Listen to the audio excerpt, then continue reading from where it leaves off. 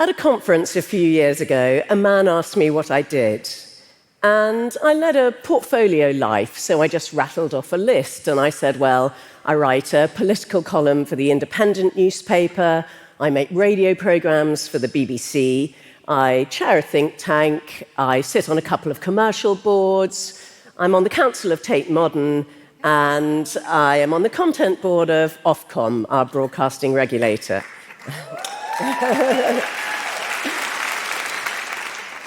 To which he replied, wow, you're a busy little girl. I was about 50, older than our Prime Minister. Now, this is a classic example of what I call the authority gap, the way we still take women less seriously than men. We're still more reluctant to accord authority to women.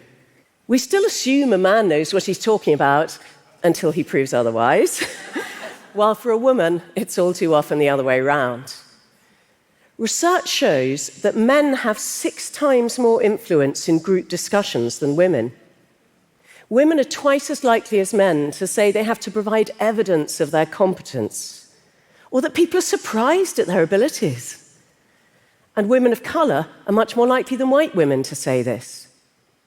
If you're working class or disabled, the gap gets bigger still.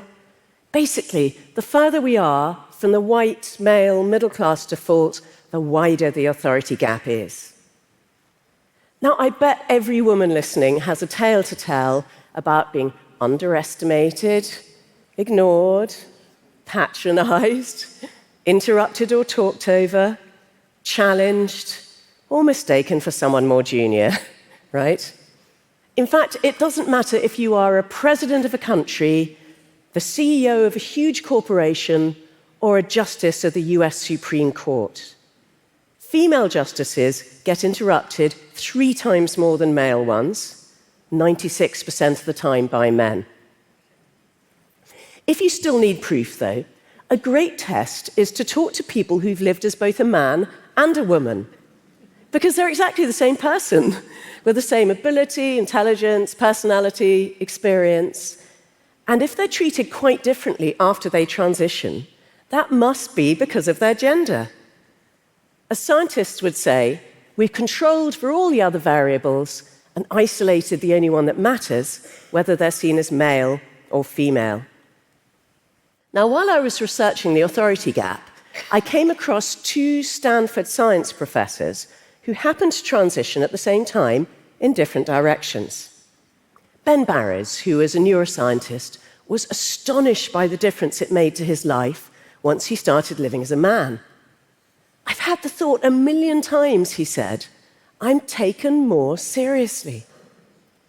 An academic who didn't know his history was overheard after one of his seminars saying, oh, Ben Barres gave a great seminar today, but then his work's much better than his sister's. Right? Meanwhile, Joan Roughgarden, who is an evolutionary biologist, told me that when she was still living as a man, she felt like she was on this conveyor belt to success. Her pay kept going up, she kept getting promoted. When she spoke, people listened. Once she started living as a woman, all that changed. So she was interrupted, she was challenged, she was personally attacked. She'd make a point and no one took any notice until a man repeated it. At first, she said, I was amused. I thought, well, if women are discriminated against, I'm darn well going to be discriminated against the same way. And then she said, well, the thrill of that has worn off, I can tell you.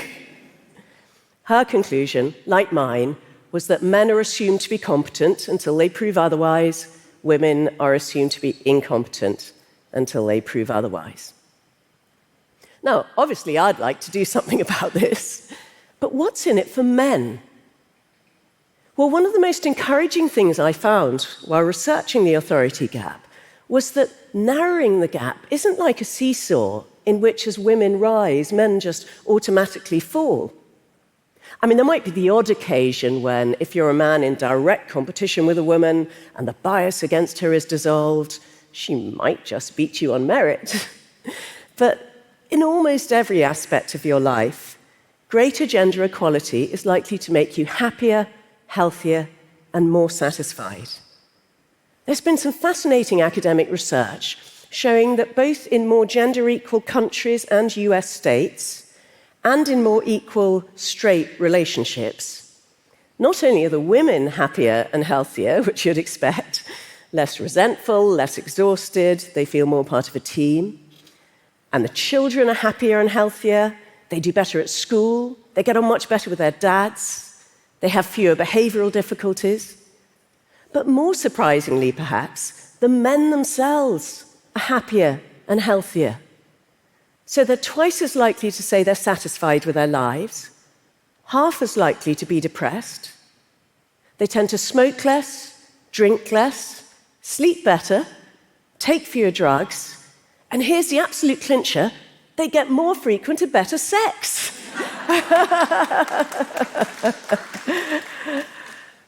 So, if it's in all our interests, what can we do to close the authority gap? Well, I counted the other day. I've come up with 140 solutions. You'll be glad to hear I'm not going to share them all with you today, but I'm just going to leave you with a few ideas to take away. Now, I'm always asked, okay, so what should women do? But it's not women we need to fix, right? It's how we all perceive and react to and interact with women. We need to make changes to ourselves, to our workplaces, and to the world around us. Now, even women are biased against other women. A few years ago, in Britain, we had a female leader of a political party who had a high voice and sounded almost childish.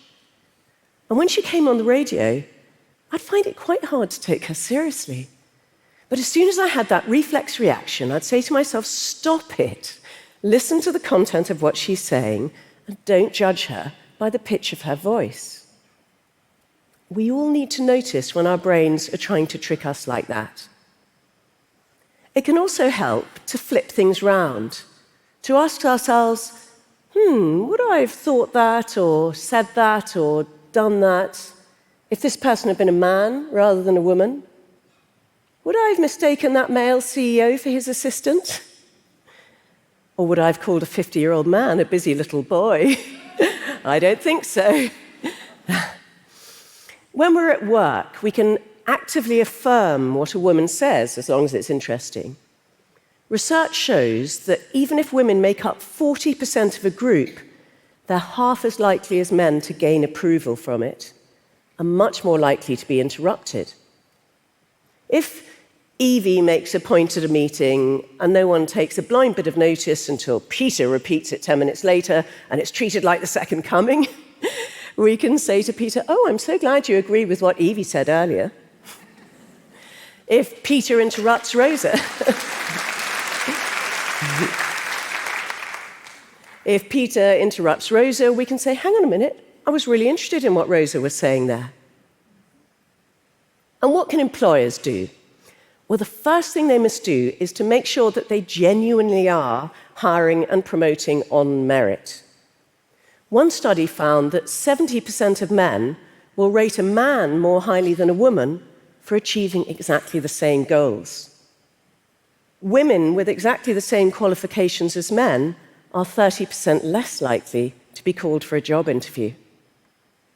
If you have only one woman on a shortlist, the chances of appointing her are vanishingly small, because it's telling us that men are the natural holders of this job and that appointing a woman would be risky. Adding just one more woman to the shortlist makes the odds of hiring a woman 79 times greater. Now, companies or employers can also actively encourage talented women to apply for promotion, because we are socialized to be less confident and less self-promoting than men. And if we do act confidently, people often don't like it, and they start calling us words like strident or pushy. I was caricatured for years in Britain's satirical Private Eye magazine as Marianne Bighead, just because I tried to seem as confident as my male colleagues. And that's why it's really important not to fall for the confidence trick, to mistake confidence for competence, because they're absolutely not the same thing. An academic paper unusually entitled "Bullshitters, Who Are They and What Do We Know About Their Lives?" found that teenage boys are significantly more likely than girls to pretend to understand mathematical concepts that didn't even exist. And this relative male overconfidence persists into adulthood. So if we take overconfident men at their word, we're going to be much more likely to hire or promote them, even if they're nothing like as competent as their female rivals. Now, representation matters everywhere, but one place that could really make a dent in the authority gap is the media. Because if it's sending us the signal that men are more authoritative, more expert, more important than women, that's just going to confirm our biases. At the moment, men are 3 times more likely to be quoted in news stories than women, and twice as likely to be the protagonist in movies. Now, the BBC has recently made a push to have 50% female experts on air. And I think that could make a real difference to the next generation. Because once we get used to seeing women as authorities in public, we're going to find it much easier to accord them equal authority in our daily lives. So let's work together to close the authority gap. We'll all be happier and healthier, we'll get more sex, and the world will be a better place. As Mary McAleese, the former President of Ireland, put it to me so eloquently, if men don't take women equally seriously, then we end up with this world that flies on one wing. And that's our world, flapping about rather sadly because of the refusal to use the elevation and the direction and the confidence that comes from flying on 2 wings.